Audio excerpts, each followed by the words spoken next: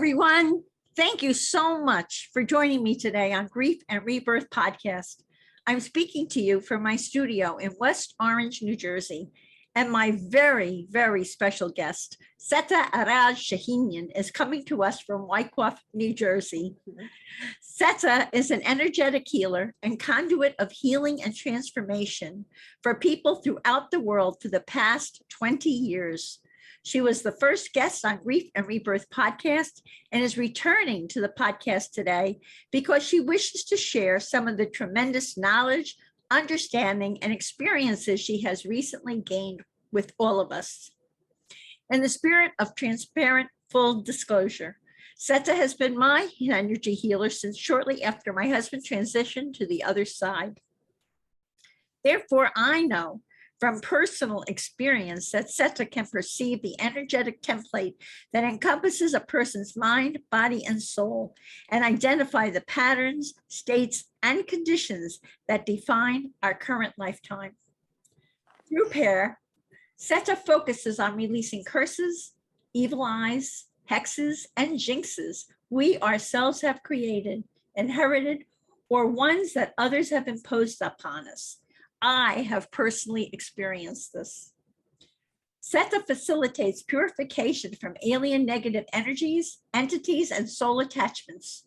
She attends to ailments of the mind, body, and most importantly, the often neglected soul.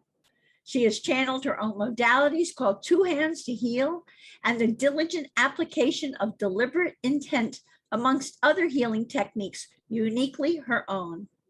She often individualizes prayers for her clients and shares from her own healing arsenal of prayers. These are just a few of the tools Seta teaches and passes on to her clients to further their healing process. Although Seta is well-versed in many modalities, including homeopathy, her go-to modality is prayer, both in English and Armenian. As she is often known to quote, "An intention plus prayer equals a healing." Another favorite quote is, "When energy flows, health ensues."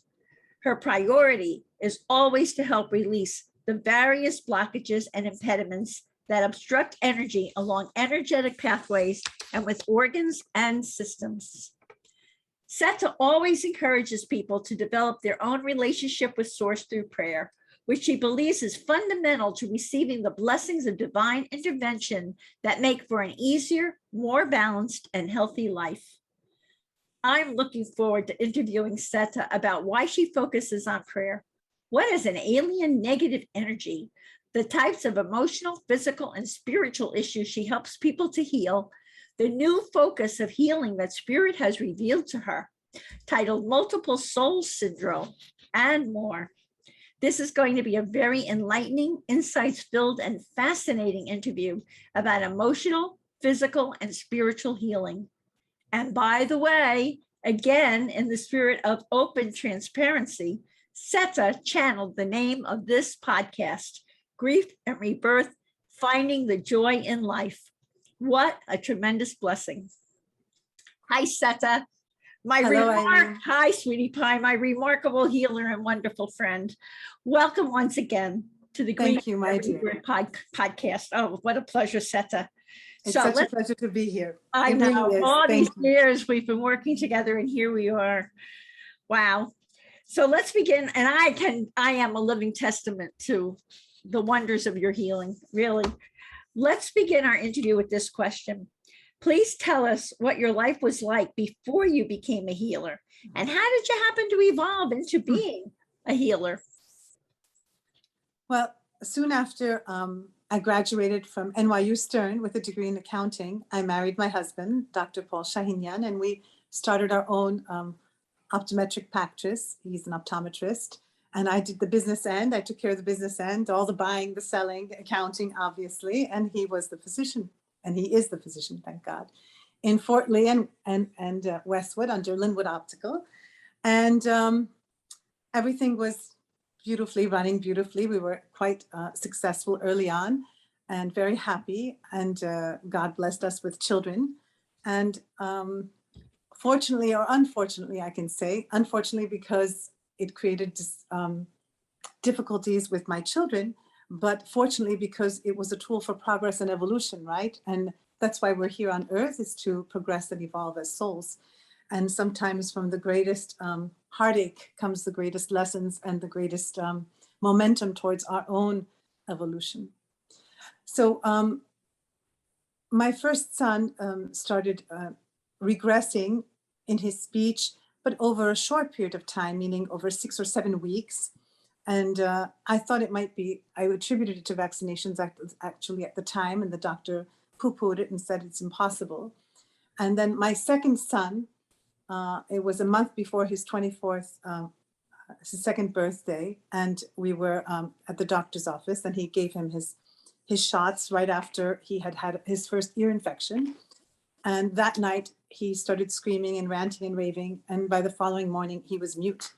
And he had maybe a 200-word vocabulary at the time, so it was very drastic. And I almost felt like God said to me, well, you know, you weren't paying close enough attention. And I wanted to make it abundantly clear that the vaccine was dangerous. And for people who are curious, it happened to be oral polio and DPT, actually. And already my elder son, now at the age of almost 4, was mute. And he hadn't spoken for over 2.5 years, or 2 years, really. And it was a very painful time, very devastating, absolutely painful. devastating. To have 2 children, and both are mute, and at the time, both were placed on the autistic spectrum. And, you know, I prayed and I said, God, as a mother, I'm willing to do whatever it takes, but please guide me. And during my journey in healing them, and I will tell you that, for example, my second son, he went to a regular kindergarten class, and with the benefit of homeopathy, with the benefit of wonderful healers all over the world, actually. And my elder son also really, I mean, he started speaking close to the age of 5, and the doctors at the time, the top neurologist in Manhattan, for example, who I remember charged me $950 in 1990s, early 1990s. What was it, 1995 maybe, said to me that your son will never speak, just learn sign language. And he has an impeccable vocabulary, actually. So I have to say that it's a godsend. Anyway, so we have tools out there. The important message is for parents who have difficulties with children. It's easy to go into a state of grief or helplessness or self-pity even, or feeling so lost that there is no way out. But if you can have the courage, and if you can really put forth your best effort and investigate and explore, you can find solutions to help your children more than you can possibly imagine. And I think that at the time, the internet didn't even exist when I needed help. So imagine how much more information we have at our disposal today. So how were you looking? Where were you looking to get this help for your sons? So it was very interesting. I had a cousin. First of all, you had to be frantic.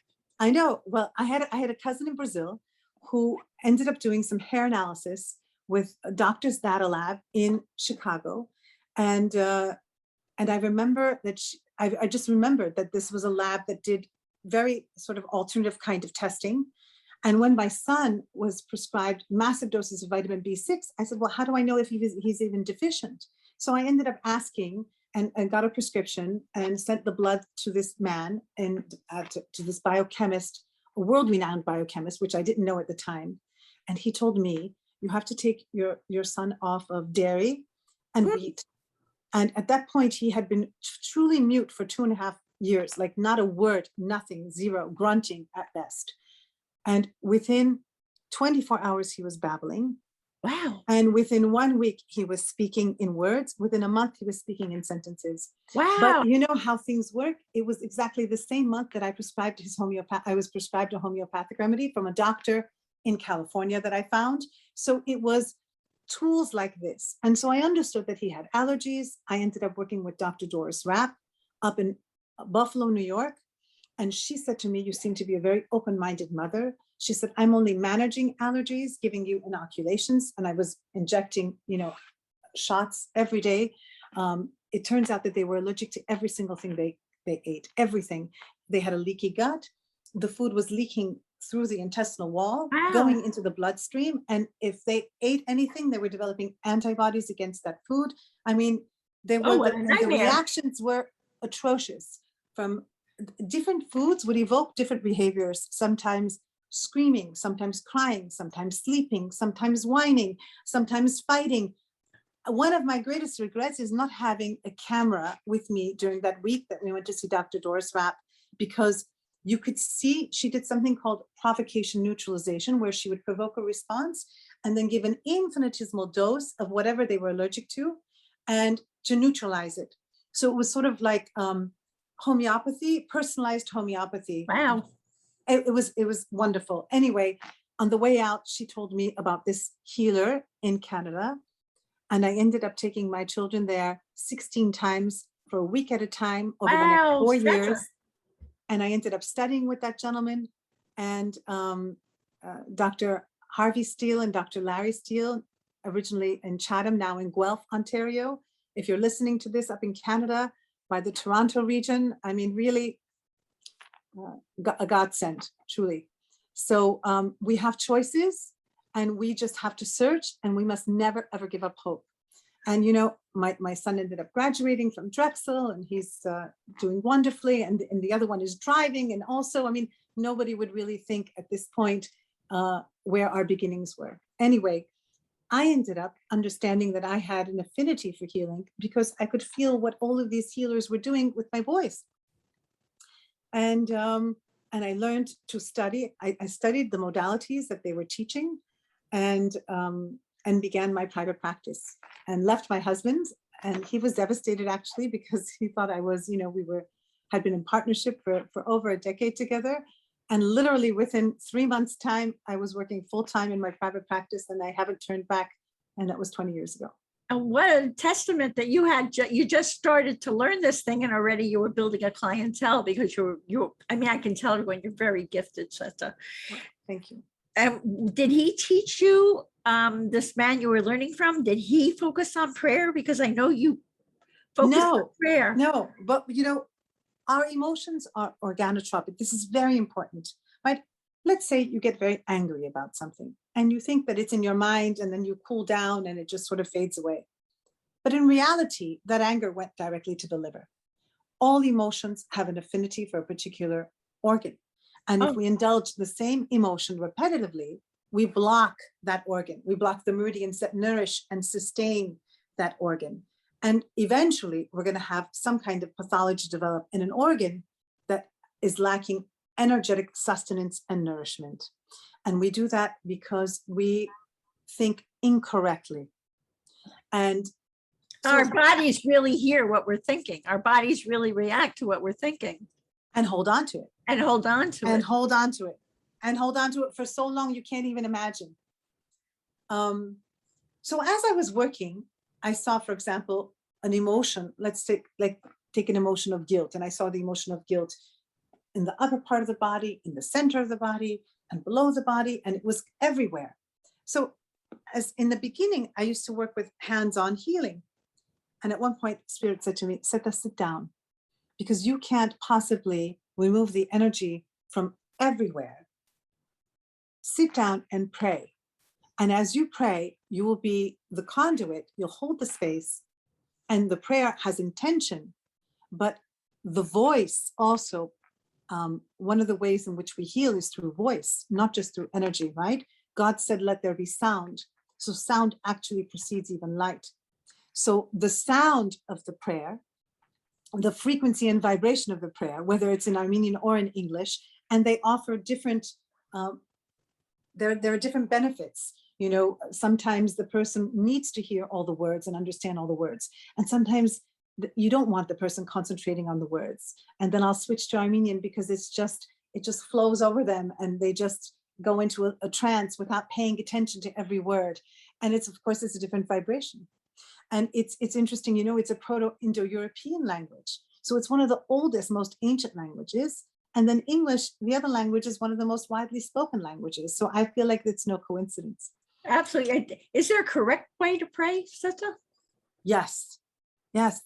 You cannot ever, ever, ever complain when you pray. Because prayer, so you're not saying, dear God, I don't want this, or I don't want that, or don't, that's not the correct way to pray. Because the law of attraction, prayer is the law of attraction multiplied 1,000-fold. Okay, so normally, let's say you think anything you think, a seed is being planted in your future. Eventually, as time elapses, we come to that manifestation of that thought, okay, in our reality. But when we pray, we are invoking the divine. And once the divine is involved, it just amplifies that prayer. So if we actually prayed incorrectly and we complained about what we were praying, or we actually harm ourselves. So we Would really you say, does the divine take everything literally as to what we say? Like if you have a fight with your father and say, I hope he dies 10 years later, 15 years later, even though you don't mean it anymore, that's still inside of you? Well, let's say if you didn't consciously attempt to nullify that seed that you planted, then you're a little bit in trouble. Yeah, it's true. But the important thing is that you declare what you want in a positive manner.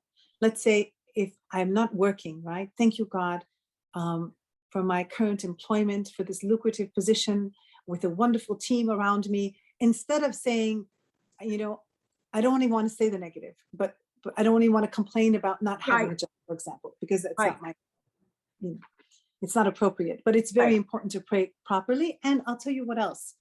When we make mistakes, unless we pray and we ask for God to correct those mistakes, we actually create more difficulty for ourselves. It's much harder for us to undo the consequences of our errors. So if we pray, we really forge ahead, and God sort of helps us to wipe that slate clean, which is very important. So we pray in a very positive way. And I know that you help the people, and you have an arsenal of prayers, and you have events coming up with prayer. I know that. But how exactly do prayers heal us? Is it that they're hearing us on the other side, and they're helping to change the conditions that are going on within us? How does that happen? So God miraculously, created an amazingly intricate energy body around us. We are 7 levels and layers of the energy body. We have an entire template. We have trillions of manifestation loops. We have meridians, which, for example, acupuncture works with. So we have so many energy highways. When we pray, what I see is I see a kaleidoscope of geometric shapes of all different colors. And then from those geometric shapes constantly spinning and twirling, I see that light falls upon us. And our energetic receptors receive that light that has a very specific frequency, vibration, and energy that delivers a healing to us. So imagine if we have something that's locked, right? A darkness, that light will come and it will shave off that darkness one step at a time until it disappears. And then we experience freedom. Whereas if we don't pray, how are we going to get rid of this darkness here? It's very difficult because you created it. That means you believe this to be true. We need a third party to come in and help us unravel and unwind the mistakes that we've already perpetrated against ourselves. So the divine on the other side really do hear us, and they 100%. really are, and they really are helping us. So let me. But you know why? Why? You know why? Because we have a soul. So we have a higher self, which is the aspect of us that is not incarnated, all right? And we are an aspect of God. And that's why you can have a trillion people playing at once, and God will hear every single one of us. Oh my goodness. And for people, all right, so people who don't know, they're walking around with all these negative messages that they created for themselves, or other people have foisted upon them. They could go through life and just cross over with all of that. But what are the reasons they should heal? That we should heal, process our wounds, and correct these misconceptions and beliefs. What does this do for our soul in future incarnations, for this future in this life we're living? Why should people? Okay, so let's say, for example, somebody complains incessantly. When you speak, you're planting a seed in the future. If you speak in the same manner over and over again, those seeds congeal, they solidify, they spread out. And when it becomes pervasive, we call that a curse, because your will at one given moment can't undo the curse, because it's one thought versus 1,000 negative thoughts. You understand? Mhm. That's why we need God's intervention. But if we die with this curse on our souls, that means in our next life, and I do believe in reincarnation, because I can see the burdens on infants that are newborn, right? They haven't lived yet. You know, they shouldn't be experiencing. You're going to say, well, maybe they inherited something from their parents, or maybe it's a generational curse, or maybe it's an intrauterine response. Yes, granted, but still that soul carries its own karma, okay, which I can detect and You interpret. certainly, and wait, I have evaluate. to say, you certainly can, because you've detected quite a few times on me. Yes. So what happens is that if you don't address the problem in this lifetime, you are condemned to experience it again in your next lifetime as a contractual limitation, and from the moment of birth onwards. So it's a very it behooves you to address the ailments of your soul. You know, everybody really talks about ailments of the mind, and they talk about ailments of the body, and they don't even understand that the driving force are really ailments of the soul, because the whole reason you're on earth is to evolve.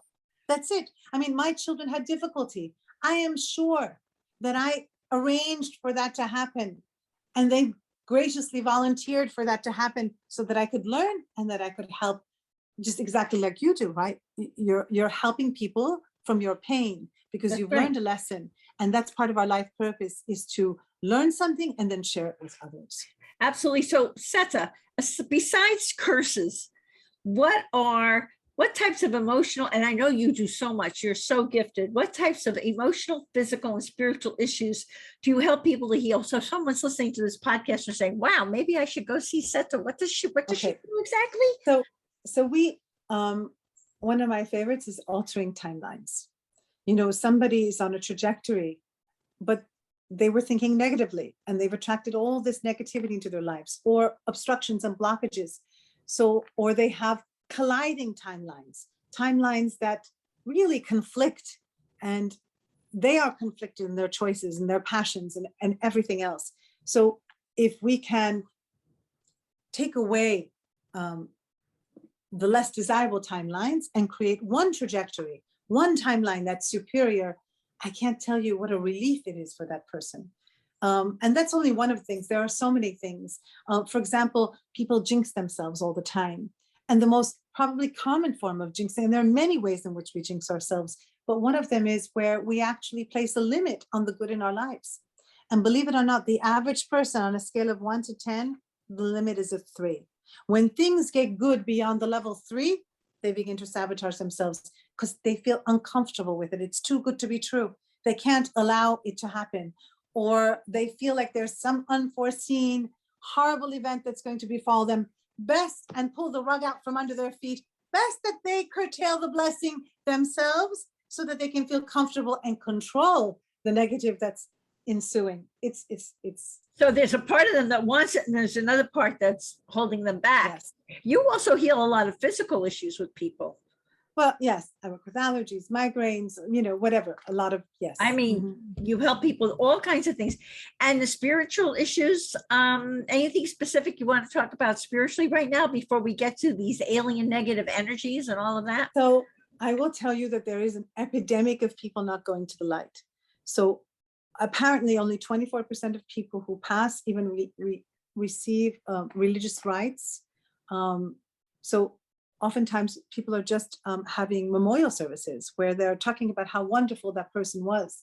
Well, I'm sorry, but that's not it's not helping the person go to the light, because if that person had certain negative energies on them, or if they had certain curses that prevent them from ascending, or maybe they had a fear of leaving this plane and they've attached to their loved ones, it's they absolutely need a funeral, because in the funeral, I can see with my third eye that the person is bathed in light and their sins are washed away and they are escorted to the light. In fact, in Armenian, the word funeral means to direct. People need help going to the light.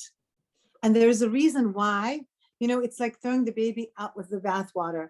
There's a reason why religious institutions came into existence. And part of it is for these rites of passage. And one of the very important ones is funerals. Oh, so like, but we have a problem these days because people are dying of COVID and everything, and they're in hospitals and their loved ones can't be around them. Does that mean everyone who's died that way is wandering around? No, I mean, you can pray for a soul without having the body in front of you, right? I mean, just like you can So pray if for if anybody. their loved ones are praying for them, they're going to help them go to the They're light. gonna help. And you can ask for, if you don't know how to pray for someone who's passed because you don't really follow a religious institution, you don't have any religious education or spiritual education. It's not even necessarily religious, it's spiritual education. You know, people are dumbfounded. They have no idea how to pray, to ask somebody to go to the light, which is why I'm actually working on a project with somebody and creating a universal angel of bereavement that's going to be sold on Amazon and hopefully other places too, but under the company name Divinely Blessed. But it's going to come with a number of prayers that people can use to help their loved ones go to the light. That's interesting. Now let's talk about alien negative energies, because now everyone listening to us is scared out of their minds. Oh my God, I'm not going to the light and I'm filled with alien negative energies. So why do those alien negative energies need to be purified? And once we've purified them, can they say, hey, I like this host, I want to come back? Can they come back to the person, or they're done? How does that all work? Well, first ask, why is the person, the major reason that I see that the person doesn't go to the light? Well, there are a few reasons actually. Sometimes it's a shock, right? It's an unexpected death. The person wasn't prepared and they actually don't even know that they have passed. They're really in a state of shock. Sometimes they don't want to leave their loved ones and they literally attach to them. And I'll never forget, I had a client who said, you know, she said, my parents passed and I did quite well with their death. I, maintained my balance. She said, but my brother died.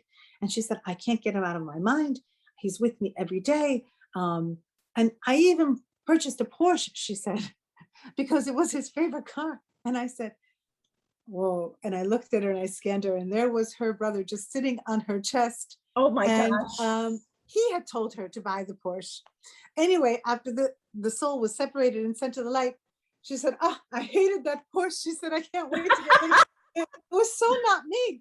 And this is what happens. People don't understand that sometimes when they have difficulty letting go of their loved ones, the loved one feels obliged to remain behind and doesn't separate. And it's like you're holding them back from going to the light. Sometimes it's because they have demons. Think about somebody who's overdosed. I had an occasion today, this mother of a young woman who overdosed, and she was right with her mother. And she was literally attached to her mother.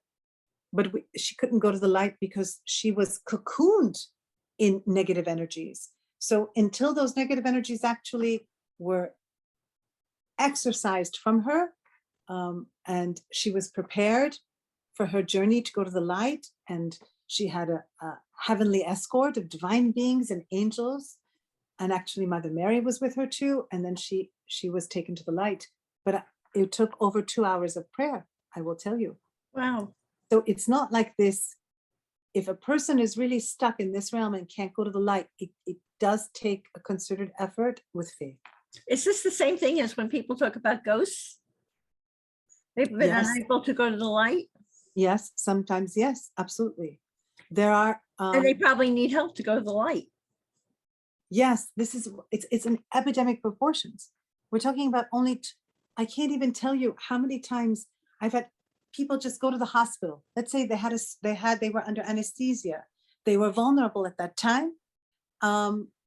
Sometimes a person who died in the hospital will just attach to them right there, and they're going to come home. I can't tell you how many times I've heard people say, my mother went in for an operation and she's not herself. Something really drastically is different. Or people will tell me, it's been 5 years since my kidney operation. I've never been the same since. And it's because they have a dead soul attached to them. And I know it sounds, yes, but that's what happens. And then you pray, and each and every time the person will say, oh my God, I'm back to where I was. And so here you can go to a million doctors especially those who are energetically sensitive and can feel the presence of somebody as a pressure, right? And they can go to a million doctors trying to figure out what's wrong. And it is not an ailment of the mind. It's not an ailment of the body. It is an ailment of the soul. And I'll never forget the first time I realized that this happened was a woman who had been in a coma for 30 days in the hospital. She had been hit in the head by a horse, the hoof of a horse. It was a traumatic injury. And she was barely in her body when I saw her, meaning her soul was barely in up to the neck. And it was years afterwards.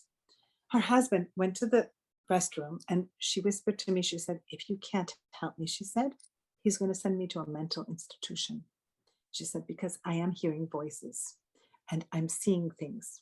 While her third eye was open, she could actually see and hear all the 5 dead souls attached to her. 5. Oh my gosh. Yes. And by the time we were done, it was like she was a brand new person. And it really saved their marriage. It saved her life. I mean, it was pretty amazing. Actually. You also helped 5 souls go to the other side. Yes. Yes. That was a blessing also. Another thing I wanted to ask you was, there are other common issues or problems that are often overlooked as a cause of disease? Seta, the things that happen within a soul that are causations for things in people's bodies? Well, when an alien soul is attached to you, at the point of attachment, the person will feel a heaviness, it will block energy, and no doubt some kind of pathology will ensue. They won't understand why, but it's definitely, it does correspond to a physical ailment eventually. It's not just something that's attached to us without, and just burdening us without a physical manifestation. Eventually there is a physical manifestation. And the person actually feels themselves crazy too, by the way. It's so interesting because it's just so. Can I tell you, I know that so many people in mental institutions, that this is why they're in mental institutions, except that their third eye is open and they can actually hear and see what the voices are saying. And everybody assumes that it's a hallucination when it's not actually. Wow. Not to say that it's not, it can of course be that sometimes, but certainly there are cases when the person is perfectly sane. So there are people who only believe in Western medicine and they'll go to their doctors and all, but they don't really know that someone like you, in addition to what the doctor's doing, can approach it in a totally different way. And sometimes there are solutions that you find that Western medicine is not cognizant of. They're not conscious of it at all. So I have a menu and I ask, is this on the physical level? Is this energetic? Is this spiritual? Is this foreign? So, we have to really take into consideration every possible contributory factor. Okay, well, and here's another one. So all we ever hear about when we are doing our spiritual work, whatever is going on in our lives, is you've got to let go. That's one of the hardest things in the world, to let go of whatever is bothering you. But they always say that there are consequences of not letting go of our grief and the benefits of coming to terms with our grief. So could you tell us about the emotional, physical, and spiritual consequences of all of us who are afraid to let go of our pain, of our issues, of our stuff, and we're holding on to our grudges and whatever is going on? Why should we work on that? And that's a big challenge to work on, but why is it worth it to work on that? Well,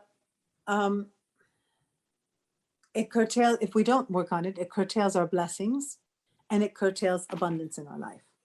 Because think about a grudge or a grievance, right? If gratitude is the first step of abundance, which it is, here I am, thank you, God, for sending me all of these beautiful blessings.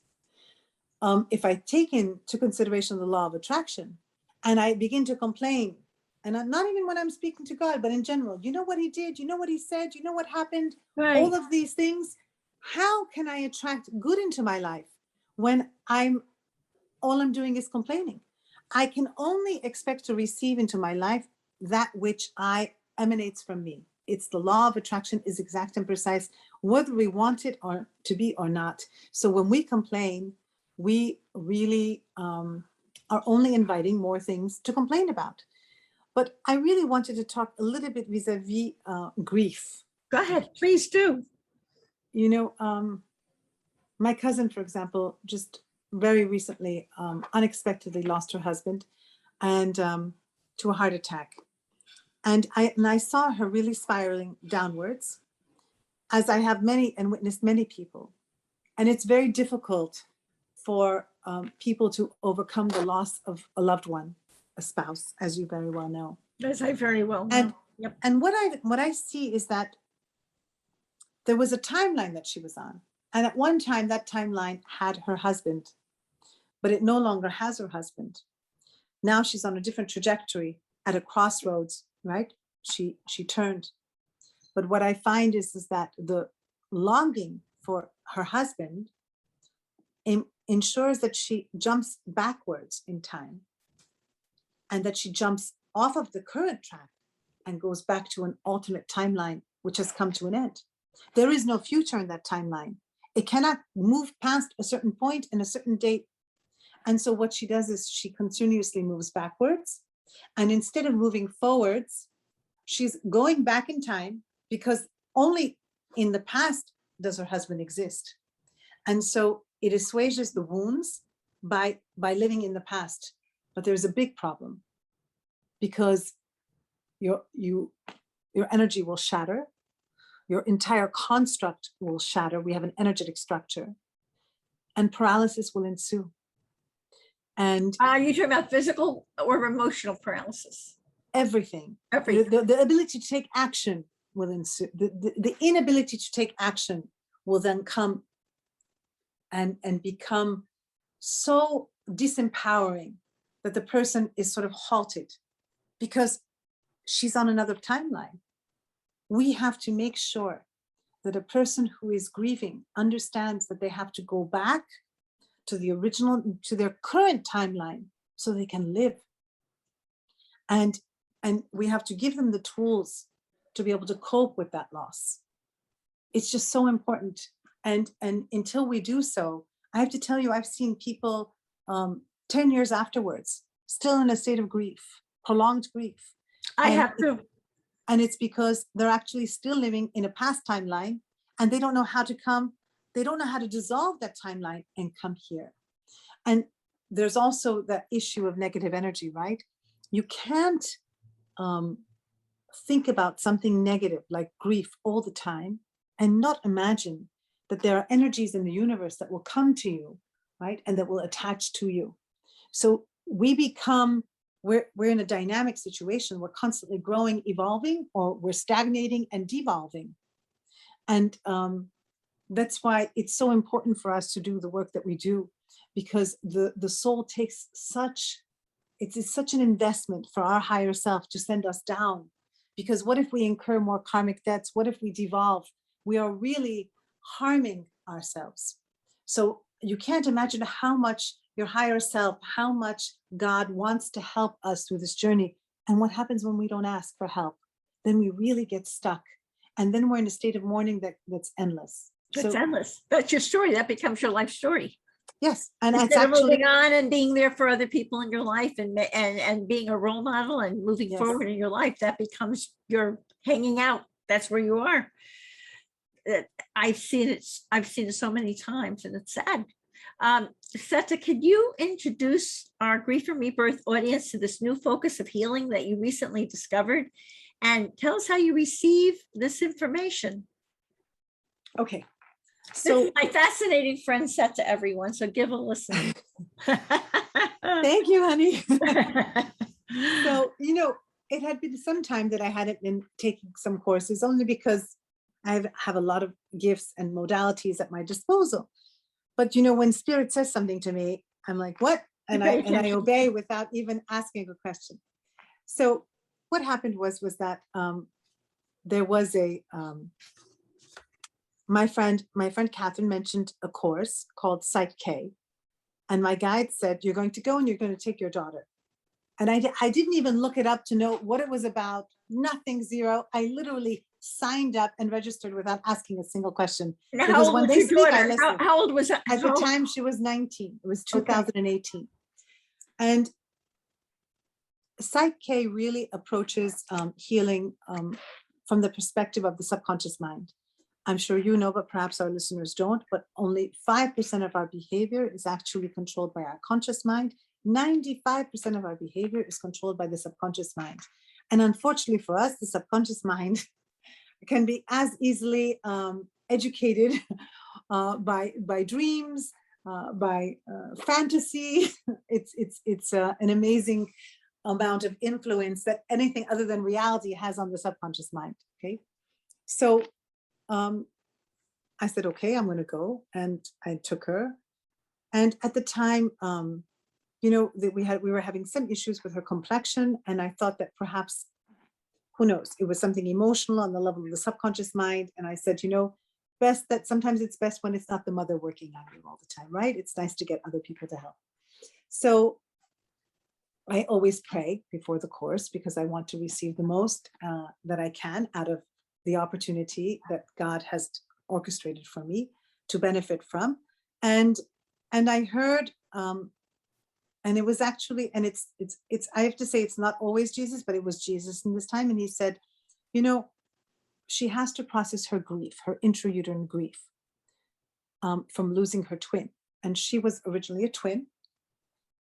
And at around 8 weeks, she stopped, the second twin stopped developing. Wow. And we, soon after she was born, she developed severe eczema. Within 48 hours, her body was covered with eczema. Her pediatrician was ready to call DIFUS on me because I refused to use corticosteroids, because I said, her body, her vital force is strong enough to exteriorize the disease. If I suppress it, her skin's going to look pretty, but the disease is going to just go into the level of the organs. So I knew there was a problem. She was born in December, and I said, I'm going to wait. She's a newborn. I waited until February, and I went back to my healer in Canada, and he touched the eczema and he muscle tested it, and of course the arm goes down.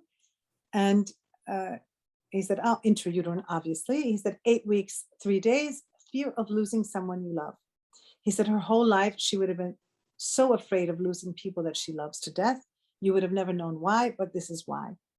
When he cleared the emotion out, within 2 days, she had never had eczema again, and it never came back. It was gone. Right. So without any corticosteroids, without any other intervention, other than clearing the shock and the trauma of fear of losing someone you love. And this was when she was in the uterus. Yes, in uterus. Wow. So, when people don't understand that your baby experiences everything that you do. So we have to really be very positive while we're pregnant, because the baseline neurotransmitter of the child becomes whatever we are, becomes the baseline level of neurotransmitters in the infants. Okay. So if we're overly anxious, we're sort of creating a tendency for that baby to be more anxious than not. So I said to her, we went to lunch. I suggested this to her. She said, Mommy, don't be silly. She said, I never even think about my, twin. Doesn't enter my mind. I haven't thought about my twin in years. I said, I know, but we're working with the subconscious mind and we're working with time here. So this is like the perfect opportunity for you to explore this. And lo and behold, 5 o'clock came, and she came over to me, and the tears were just running down. She said, Mom, you have no idea how much grief I endured intrauterine when my sibling died. It was so painful. She said, I can't believe how, she said, I'm devastated. It was really, it was so interesting, right? So talk about an intrauterine wound becoming a childhood wound. Then the next day, I'm praying again. And this time, Jesus said to me, the soul, the second soul, the soul that died, is within your daughter. Your daughter is hosting her sibling. And I was like, what? And it just so happened that, it's a course where there's a lot of muscle testing. So I ended up going and asking the instructor, I said, can you just muscle test how many souls my daughter has, please? And he muscle tested it, and he said, for sure, she has 2 souls. I said, okay. So I prayed that day. I dropped her off at college, and I came home, and I prayed. And Jesus said to me that it was done. And when I called her and told her it was done, she said, Mom, I was sleeping the entire time. She said, I didn't feel anything. I said, okay, I love you. And then she started crying. I said, why are you crying? She said, because it's the first time that that you told me that you love me. And I didn't hear a voice inside of me saying, it's not true. She doesn't mean it. She doesn't really love you. So Wow. what happened was that the twin felt very rejected, because my husband actually, knowing that autism is quite prevalent in twins, was very fearful. It took that we would have, difficulty with our unborn child again. And it had taken me years to convince him to try, because I knew, I had such faith, and I had heard that I would have a perfectly healthy daughter, which is what God gave me. Mhm. But he was so panicked when he found out that I was pregnant with twins that he completely regretted it 100%. And so that second soul had no permission to stay. So that second soul actually felt very rejected. And so what I was told afterwards is that in the case of a twin, in this case, she had survivor's guilt, and she invited her twin to come and merge with her and live with her. And he came in through the root chakra, actually, and it was very interesting because she had horrific cramps, because it almost thinks of the soul enmeshes into the flesh of the person. And if you can imagine, it creates a barrier. And so when she would be, when she had to release from the menstruation, she couldn't do it because he was blocking her. So she would be writhing on the floor, like literally Oh my gosh. excruciating pain, until afterwards it was done. And when it was gone, it was like that whole thing resolved itself. It was really fascinating. There are so many people who have this issue, because it's not just after a twin failure to thrive that causes this issue. We have people trying for IVF that have failed pregnancies. We have abortions. We have miscarriages. Any time wherein the fetus fails to develop full term into a baby, right, and be born, if for whatever reason the soul is not able to go to the light, and there is another viable pregnancy, it creates the scenario in which multiple soul syndrome can arise. And it's much more common. I had a case today, many cases last week too, and it's talk about life altering. It's truly I life. mean, it's shocking when you think about people who are walking around with more than one soul within them. Are there common ailments that people have that they Yes. could say, maybe this is could it Yes. be? Do I have a multiple soul syndrome? Well, What would those first common thing you have to know, ailments be? sometimes actually mothers don't know if they've had a miscarriage, because some miscarriages happen early on. But I will say that many times people know. The mind seems to be very busy. The first thing that I hear from everybody afterwards is, oh my goodness, I feel so much lighter. That's what I hear all the time. And then the person can be erratic, meaning they have a lot of difficulties with relationships and maintaining relationships. Because really, I mean, you can have a sibling, but it doesn't mean you have the same taste in a man or a woman, right? And if you can think about, this actually is the explanation of how people become transgender, because the primary soul is the soul that originally was assigned this body, okay? The secondary soul is the one that came afterwards. If the primary soul is very, very submissive, and the secondary soul happens to be of an opposite gender, and they come in, they will feel as though they are in the wrong body, because it's not their body. It's their sibling's body, and they will impose their choices and their decisions on that body. My daughter just came home. So it has to do with enmeshment. This doesn't happen until we're at 85 to 90 points of enmeshment. Any level of enmeshment below that, I find that there can be sometimes a combative relationship. The closer they are in dominance, the more combative the relationship will be. And the more vigilant the person will be, the more angry the person will be. They constantly feel as though they can't let go. They can't relax, because if they relax, the second soul is going to take over. If if the primary soul is 75% in control versus 25% in control, it seems to be, you know, a little bit easier to manage, just because the person has preferences, let's say, even with profession or education or interests or love. But I can't tell you how many times I've heard somebody say, you know, I was committed to this relationship, and all of a sudden I just knew that it wasn't going to work. And so what happens is that if there's a vacillation in which soul is in control, so let's say soul A really liked you and chose to be in a committed relationship with you, but soul B at one point ended up taking precedence and says, get lost, I'm not interested in you anymore. So it creates such disharmony. I can't even tell you. Bipolar disorder. Every single person who is dyslexic, I know this is, you're going to say, how could she say such a thing? Because this is what I've seen.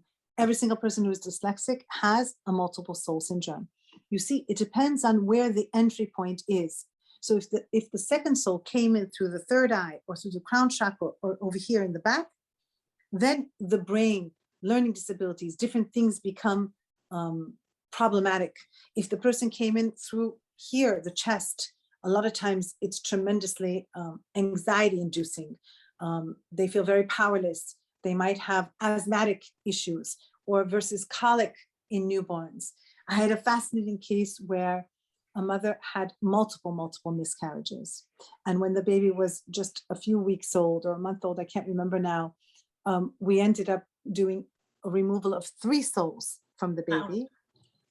And the father, not knowing anything at all, you know what the father said? Did you notice how the baby is completely crying differently? This baby doesn't even sound like our baby, like a completely different cry. It's fascinating. I think I can't express to you the level of freedom that the person feels afterwards when that second soul is released. That's so amazing. How many steps are involved in this healing process to get a soul to exit? And is there a way that any of us can prevent multiple soul syndrome from occurring? Yeah. Yes. First of all, we have an energetic structure, and you have to imagine intrauterine, oftentimes, unless it's a twin soul and there's familiarity between the souls, oftentimes there is not. The secondary soul invades and violates the boundaries of the person. And so the whole intrauterine experience becomes one that is anxiety-ridden, fear-ridden. It's a violation. And to be honest with you, even autistic children are much more likely to have this occur, because the autistic child will just pull out and doesn't even know how to get back in, because the secondary soul really begins to dominate and take precedence. Also borderline personality disorders, dysmorphic disorder, people who don't like the way they look. It's like almost a foregone conclusion in my mind when they have such rejection of themselves that it's probably a secondary soul rejecting the person because they're an opposite gender. How do you prevent this? Do you know that there are groups of women actually who know that when after a miscarriage, they still feel pregnant? So if you are a woman who still feels pregnant after a miscarriage, you have to know that that soul has not gone to the light.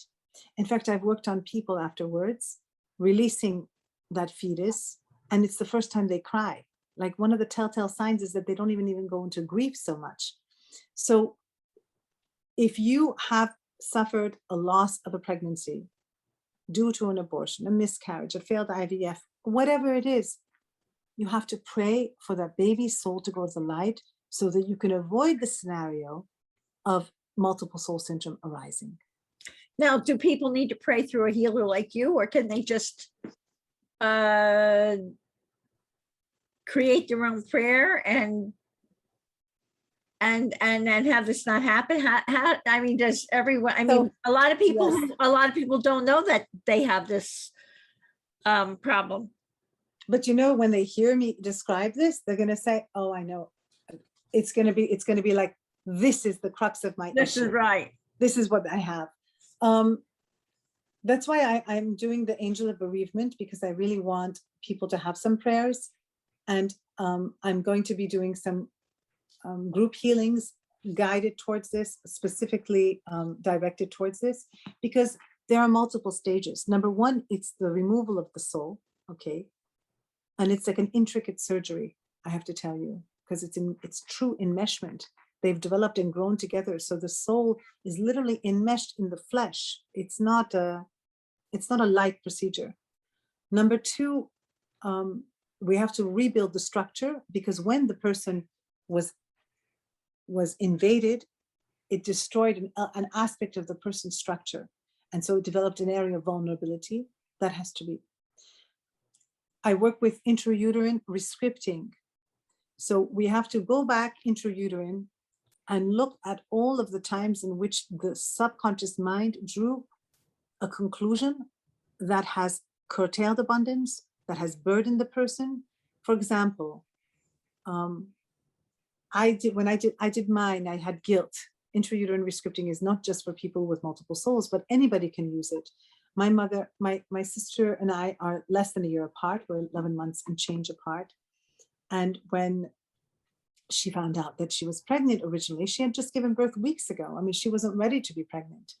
And so when I did my intrauterine rescripting, I realized that I had guilt for existing, for example, because, you know, and so talk about working with that. And on a generational curse level, my father is an amazing man who is very, he's a, I don't want to say perfectionist, but he has to always be in service and he has to always do good.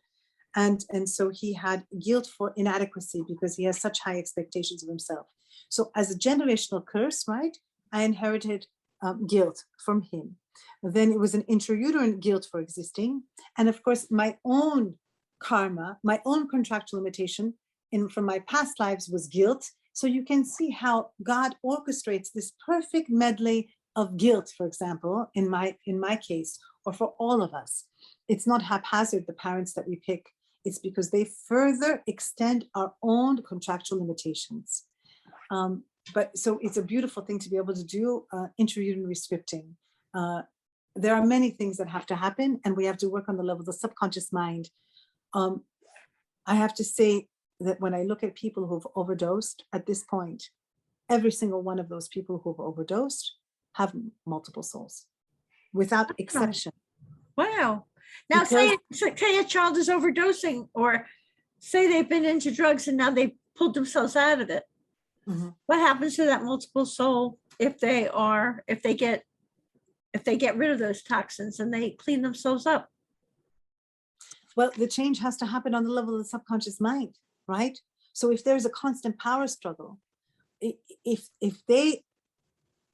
is what happens. The person feels powerless and then they go into the drugs, right? When you lose control over your body and you become an addict, you've lost control over yourself. You are powerless. But the tendency for a person to go down the route of addiction, I find, occurs in people who have, it's not only people with multiple souls, but a large majority of them have multiple souls. So they, from an intrauterine experience, already felt powerless. You understand what I'm saying? And it's just fascinating to see that the person can, we have tools, we have to get the prayers out. And that's what I'm working on. And I've been working quite diligently in writing those prayers so that I can record them and have people have access to them. So this led perfectly into my next question, which is, please tell us about the group healings you're planning. How can people sign up for your group healings and when will they take place? Right. So my first group, September 29th, I'm going to have, I believe it's a Wednesday. I'm going to start every other Wednesday from that point onwards in working with a specific healing. And the first one is going to be with death vows. You know, I observed that people who actually are hospitalized and in very bad shape with COVID, or who are dying of COVID, for example, that the subconscious mind is geared towards death. What does that mean? It's the same thing with every single person who has cancer. It's the same thing with anybody who is suicidal or who has self-destructive addictions. Sometimes the subconscious mind takes us literally. And when we say, oh, I can't live like this anymore, or I can't stand my life. And it says, oh, how do we get rid of this? The best escape, the only thing that I can think of is death. But imagine if you have multiple souls, what happens oftentimes then is that the soul knows that the only escape is through death, that they are incarcerated within this body, within this sibling's body, until that sibling dies. For example, I had a 9-year-old who was suicidal, and she was Wait, I leaving want to notes. go back. A 9-year-old was suicidal Yes, for leaving notes. any physical reason, or just that No, depressed? no, that depressed. I want to die. I want to die. I don't want to live Oh my anymore. God. And she had a twin who died, and he knew very well that if the only way out was for her to die. And you know that after we did the second soul separation, she didn't have any suicidal longings anymore. It wasn't her that wanted to die. It was the twin that has no Wow. identity. He's trapped in her too, right? He has no identity. He has no name. Nobody knows that he's there. It's a very painful existence. You can imagine how powerless they feel, how much they want to escape that reality, why they go towards drugs more. It's not just this one person who is plotting their own self-destruction through abuse of substances or making very poor decisions. It's it's so adorable when I hear somebody who had 2 souls and they left my home, and right on the way home they called me back and they said, guess what? I said, what? She said, I ordered takeout. I said, so you ordered takeout? I said, what does that mean? She said, I have to go look at the menu for 45 minutes before I can ever decide what I'm going to eat, because there were 3 souls in her and they could never decide on what they were, even the simplest Oh my things, on what they goodness. were going to order. She said, I knew what to eat. I could order takeout. I mean, this was a miracle for her. I mean, it's this. Wow. But I think one of the most telling things, and you know how coincidences are never coincidences, right? So it was the Tuesday after my worked for the first time with my daughter, and I knew the mother coming in was somebody who had multiple IVFs. Her daughter was suicidal. She had body dysmorphic disorder.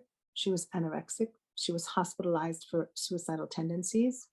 She had just come out the year before as saying that she was gay. She was very depressed. And she said, guess what, Seta? She said, I went to a psychic in Manhattan. And you know what she told me? She told me that my daughter has 2 souls. Can you imagine? So what confirmation that was. Right. We did the session. I want you to know that, you know what she had a brother in her. You know what he said to her? I heard his voice say, I wanted her to starve because I didn't want her to have breasts. I wanted her to be as flat as possible. And so if she ate very infrequently and very little quantities, she would remain very slim like a man. Oh my He didn't goodness.